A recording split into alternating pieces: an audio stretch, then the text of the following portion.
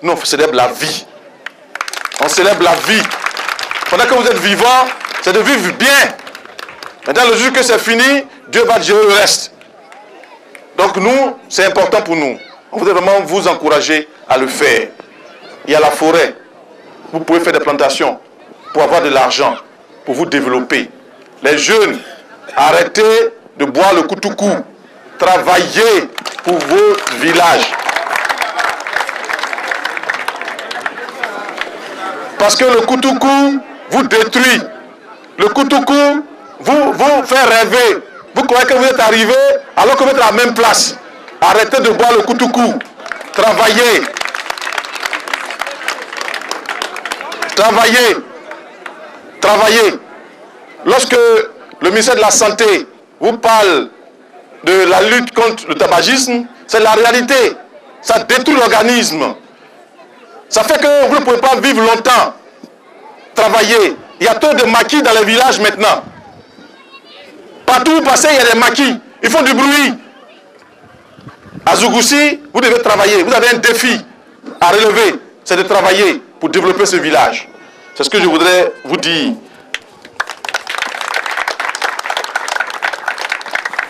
Aujourd'hui, la Côte d'Ivoire vient de bénéficier, n'est-ce pas, de la réduction de sa dette. C'est-à-dire que le crédit qui était sur nous, les Blancs disent de prendre cet argent-là pour nous développer, de ne plus rembourser. C'est comme, j'ai crédit sur vous, vous me devez 100 000. Maintenant, à la fin de chaque année, vous remboursez 30 000. Cette année, j'ai dit de prendre 30 000 là pour acheter un pain pour donner à votre femme. C'est ce que ça veut dire, PPTE là, c'est ça. Donc maintenant que cela est possible, nous pensons que les structures qui sont dans nos différentes localités vont bénéficier de moyens pour mieux vous soutenir. Notre prière, c'est cela. J'aurais voulu demander à M. le ministre de s'assurer que les différents services qui sont ici bénéficient de tous ces moyens pour travailler pour les populations. Et j'aurai l'occasion de le lui dire. Mais en réalité, ce qui est important pour nous, c'est de nous engager à travailler. J'insiste dessus.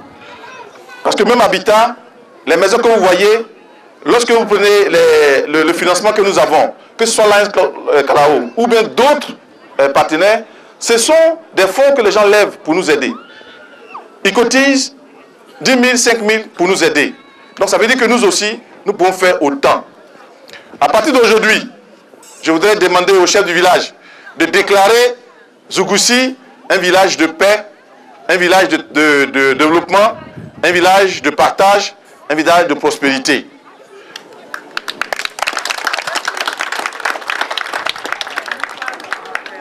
Au-delà des maisons que nous avons réalisées, nous voudrions que la population puisse comprendre qu'elle a un engagement à prendre vis-à-vis de son propre développement. Car le développement, c'est d'abord la décision que nous prenons nous-mêmes de changer de situation. De partir d'une situation jugée peu favorable à une situation favorable qui va nous permettre de nous épanouir pleinement. Je ne veux pas être long parce que ce que j'ai prévu expliquer à M. le ministre, il n'est pas là, je ne pourrais pas en parler, mais je voudrais terminer mon propos en disant encore une fois merci à tous ceux qui sont venus pour nous soutenir. Et je voudrais vraiment vous dire merci parce que vous faites beaucoup de choses pour nous. Et sans vous, la population serait désemparée. Monsieur le représentant de la CIE, le village est en train de se développer. Si on peut après connecter au réseau, ce serait bien. Quand les autres personnes vont venir vous voir, tous ceux qui sont élus, ne sont pas élus, qui vont venir, dites-leur que vous avez besoin des choses précises pour avancer. Arrêtez les discours, passez au concret. C'est ce que je peux vous demander. Nos parents. À nos bénéficiaires, nous voudrions également vous dire merci pour votre patience. Je pense qu'aujourd'hui, c'est votre jour. Vous avez votre clé, vous allez vivre dans votre maison, dans la paix. Que le Seigneur nous bénisse tous.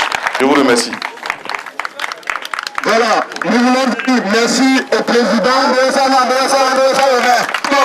en ovation jusqu'à ce qu'il prenne position au pupitre. Voilà. Aujourd'hui, c'est un grand jour. Nous allons nous voir. Nous avons aussi l'arrivée de madame la sous-préfète de Tabo qui est arrivée à la suite de monsieur le ministre. Nous avons remarqué aussi la présence on l'installe, et je continue. D'accord. D'accord. C'est pas la peine de rétrograder la chose. On l'installe, j'attends qu'on l'installe. Une fois qu'il s'installe vite, dès qu'il s'installe, je recommence. Il n'y a pas de problème. Vas-y, me filme.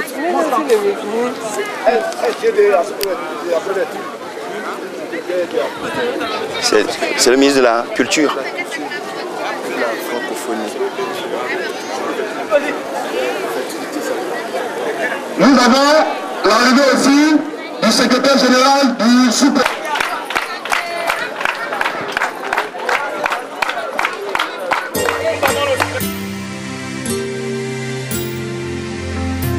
Je veux me réjouir dans le Dieu de mon salut. En Jésus, mon roi. Je veux me réjouir dans le Dieu de mon salut. En Jésus.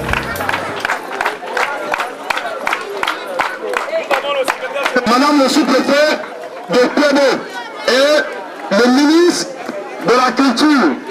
Et nous avons aussi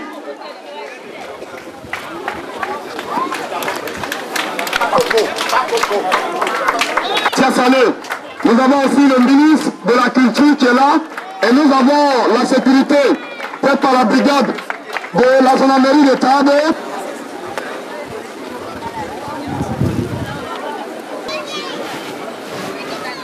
Après qu'il ait pris contact avec des groupes homologues aux quatre coins des États-Unis, une assemblée constitutive est organisée le 7 juin 1917 à Chicago.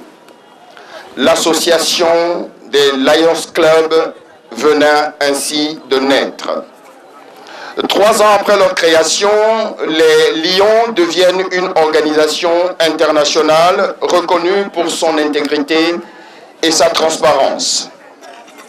Les Lions constituent une organisation efficacement gérée, rassemblée autour d'une philosophie établie, d'une mission claire et d'une histoire longue et prestigieuse. Avec 46 000 clubs et 1 350 000 membres, nous sommes l'organisation philanthropique la plus connue au monde. Nous sommes également l'une des plus efficaces. Effectivement, les Lions entreprennent toutes les actions requises pour aider les communautés locales. Partout où nous intervenons, nous instaurons des liens d'amitié avec des enfants ayant besoin de lunettes, des personnes âgées ne mangeant pas à leur faim, ou encore des personnes que nous n'aurions peut-être jamais eu l'occasion de rencontrer. Les Lions sont partout. Nous sommes des hommes et des femmes actifs et participant à des projets communautaires dans plus de 207 pays et zones géographiques. Les Lions ont une histoire dynamique. Nous sommes partout connus pour notre combat contre la cécité, qui fait partie de notre histoire et de notre mission actuelle. Nous sommes également partie prenante d'une grande variété de projets communautaires, notamment pour la protection de l'environnement, l'assistance alimentaire aux victimes de la faim, l'aide aux personnes âgées et aux handicapés de tout genre. Et chaque fois qu'un Lions Club s'attelle à une tâche, les problèmes s'estompent et le quotidien des communautés s'améliore. Pourquoi ce résultat? Eh bien, ce résultat parce que nous apportons notre aide à ceux qui en ont vraiment besoin. Dans nos propres communautés et à travers le monde, avec une intégrité et une énergie incomparable. Nous sommes un groupe de personnes actives. Notre devise est « Nous servons ». Les Lions font partie d'un réseau mondial de clubs philanthropiques ou dits clubs de service et font le nécessaire pour aider les communautés locales.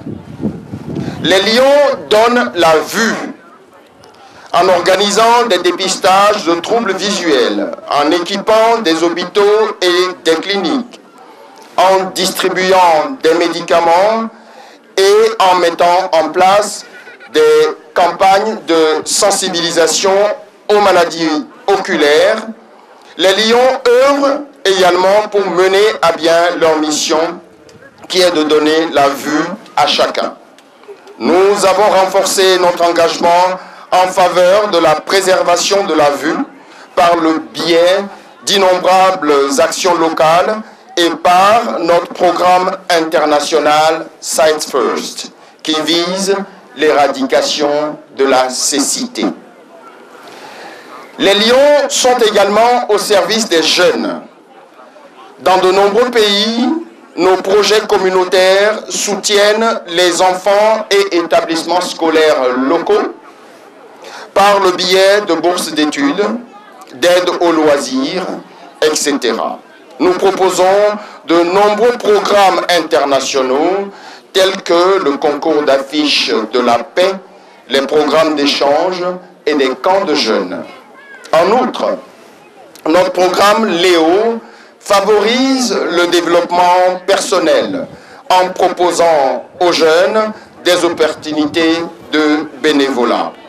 Nous comptons environ 144 000 Léo et 5 700 clubs Léo répartis dans plus de 140 pays à travers le monde. Les Lions accordent des subventions. Depuis 1968, la Fondation Lions Club International, LCIF en anglais, a alloué plus de 700 millions de dollars américains de subventions pour financer des projets humanitaires. Ensemble, notre fondation et les Lions aident les communautés victimes de catastrophes naturelles en leur fournissant une aide d'urgence sous forme de nourriture, d'eau, de vêtements, de médicaments, de matériel médical, etc. Et bien sûr, en contribuant à l'effort de reconstruction à long terme. En Côte d'Ivoire, nous sommes un ensemble de 24 clubs Lions, soit plus de 500 membres, répartis surtout dans la partie sud et centrale du pays. La jeunesse n'est pas en reste, elle est organisée en plus de 10 clubs Léo. Et dans le cadre de nos activités citées plus haut, le Club Kalao, en partenariat avec l'ONG Habitat pour l'Humanité et avec le soutien de notre fondation internationale, a démarré depuis 2002 un vaste programme de construction de maisons au bénéfice des handicapés moteurs, mentaux, de la vue et divers. Au jour d'aujourd'hui, c'est un ensemble de plus de 110 maisons construites et offertes gratuitement aux handicapés des communautés repérées et retenues grâce à l'expertise de l'ONG Habitat pour l'Humanité, que nous tenons ici à remercier solennellement. Je vous prie de remercier Habitat pour l'Humanité. Hier, c'était les handicapés de Niambezaria, dans la commune de Lakota. Nous sommes passés à Beria-Boukro, à Didablé, dans la commune de Toumoudi. Aujourd'hui, c'est le tour de Zougoussi de bénéficier de cette forte synergie Habitat pour l'Humanité, Lions Club Abidjan Kalao et la Ligue internationale Lions Club au service des nécessiteux.